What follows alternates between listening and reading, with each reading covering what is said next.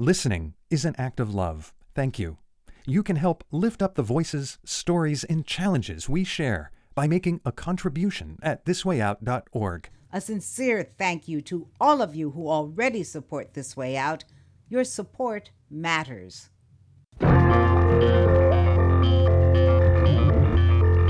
I'm Michael LeBeau. And I'm Melanie Keller. With NewsWrap, a summary of some of the news in or affecting LGBTQ communities around the world for the week ending March 26, 2022.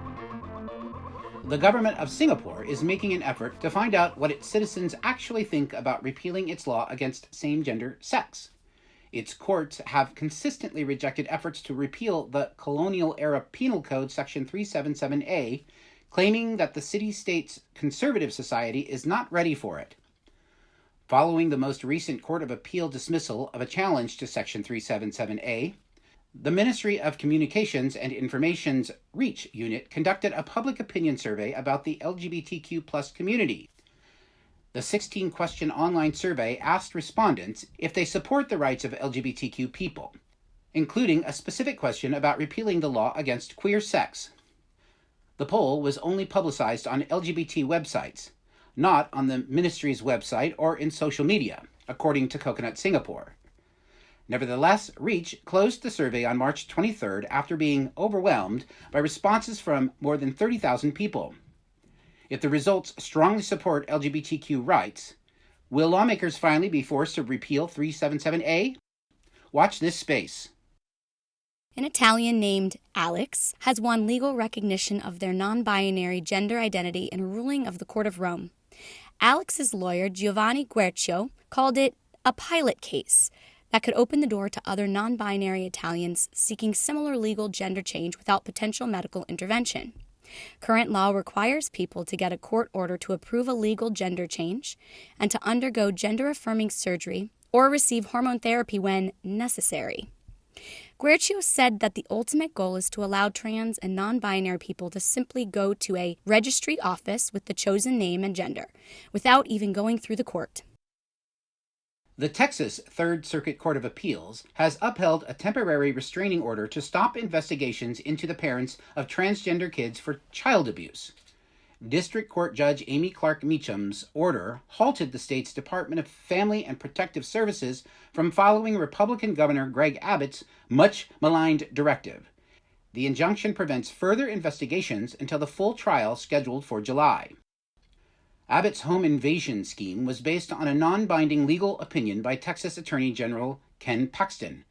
Paxton found that parents who authorize medically approved puberty blockers or hormone therapy for their transgender children could be prosecuted for child abuse. His vague wording suggests that even caregivers could be charged. Not satisfied with hunting down the supportive parents of transgender children, Texas Attorney General Paxton is upping the ante by accusing the Austin City School District of breaking state laws with its LGBTQ Pride Week. His letter to school superintendent Stephanie Elizalde called it a week-long indoctrination that not only fails to obtain parental consent, but subtly cuts parents out of the loop. Paxton promoted his absurd claims on Twitter, condemning the liberal-ish Austin School District for aggressively pushing LGBTQ+ views on Texas kids. He called the district's LGBTQ positive stance immoral and illegal, while describing queer people as sexual propagandists and predators. Superintendent Elizalde is standing firm. She tweeted in response to Paxton's threats, "I want all our LGBTQIA+ students to know that we were proud of them and that we will protect them against political attacks." In another U.S. hotspot of anti-queer bigotry, Florida's Don't Say Gay bill continues to make news. It's anyone's guess why Republican Governor Ron DeSantis has yet to sign it into law, unless the suspense is fueling his presidential aspirations. The Parental Rights in Education bill sailed through the Republican-dominated state legislature weeks ago. It would ban any discussion of sexual orientation or gender identity in primary school grades, but it's so vaguely worded that opponents fear it will censor those subjects in all grade levels. The Walt Disney Company is the largest private employer in Florida. Say gay, say gay, say gay. After symbolic walkouts during breaks in the previous week, hundreds of workers with the various Disney-affiliated companies stage a full-scale walkout on March 22nd to protest CEO Bob Chapek's less-than-stellar response to the measure. He only publicly opposed the bill after it had reached the governor's desk. The major issue of contention is the company's substantial political donations to several anti-queer Republican politicians, including Governor DeSantis, one of Don't Say Gay's most ardent supporters. The Disney workers walked out of corporate offices in Burbank, California, and Orlando, Florida, in addition to employee walkouts at Lucasfilm, Pixar, Bento Box, and 2 Disney animation studios. Their numbers may not have been large, but they attracted major broadcast, cable, and print news coverage. A union spokesperson said that California and Florida Disney theme park workers could not participate due to contract provisions.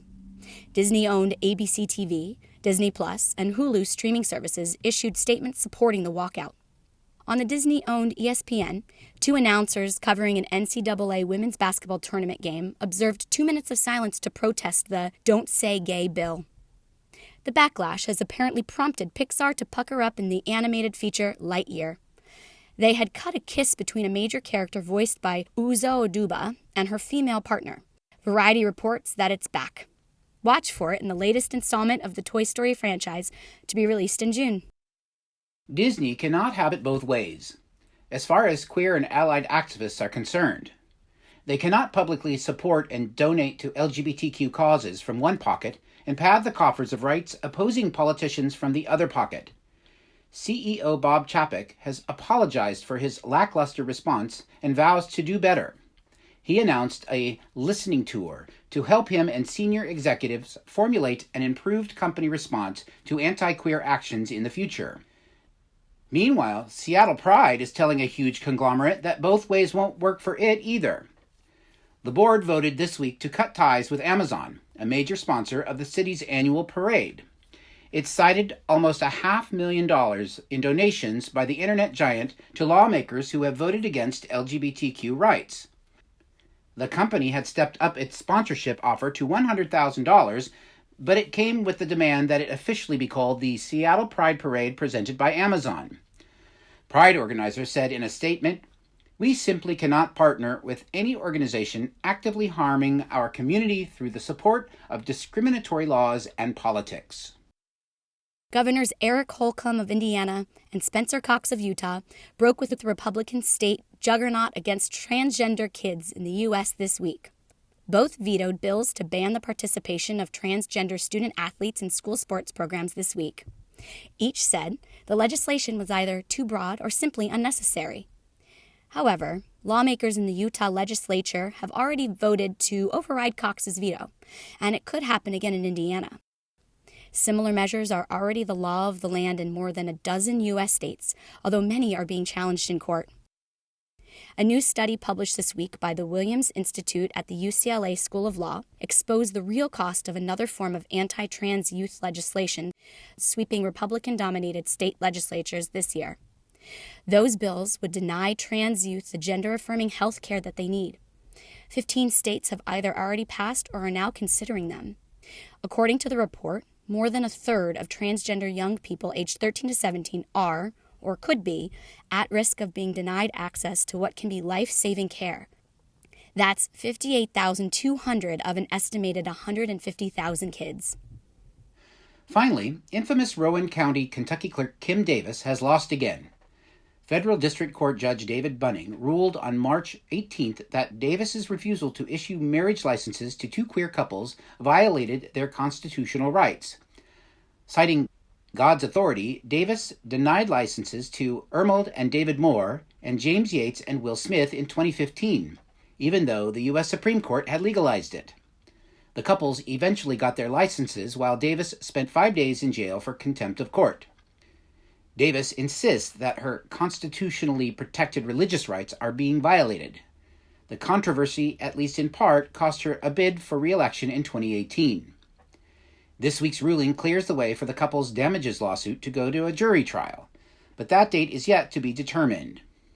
They are seeking both compensatory and punitive damages, as well as recouping all the legal fees they've paid over the course of the litigation. That's NewsWrap, global queer news with attitude. for the week ending March 26, 2022. Follow the news in your area and around the world. An informed community is a strong community. NewsWrap is written by Greg Gordon, edited by Lucia Chappelle, produced by Brian DeShazer, and brought to you by you. Thank you. Help keep us in ears around the world at thiswayout.org, where you can also read the text of this newscast and much more. And you can read the transcript and listen to NewsWrap each week by subscribing to our This Way Out radio channel on YouTube. For This Way Out, I'm Michael LeBeau. Stay healthy. And I'm Melanie Keller. Stay safe.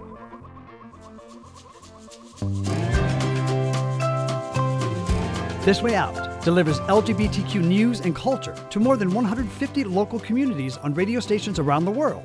And we are also a free online news service. You can choose your favorite way to listen, online or on the air, at thiswayout.org. Please sign up for our free e-newsletter, Inside This Way Out. We'll respect your trust in us and make sure your personal information is never shared with others. Just send us an email at info@thiswayout.org to receive the informative and unique addition to the show. You'll be invited to join us for a more in-depth look into our stories and be encouraged to learn more about This Way Out's 3 decades of broadcast activism. We hope you choose to join us in celebration of LGBTQ history and culture. Email us at info@thiswayout.org to join the movement. We'll make sure you always know what's going on inside This Way Out.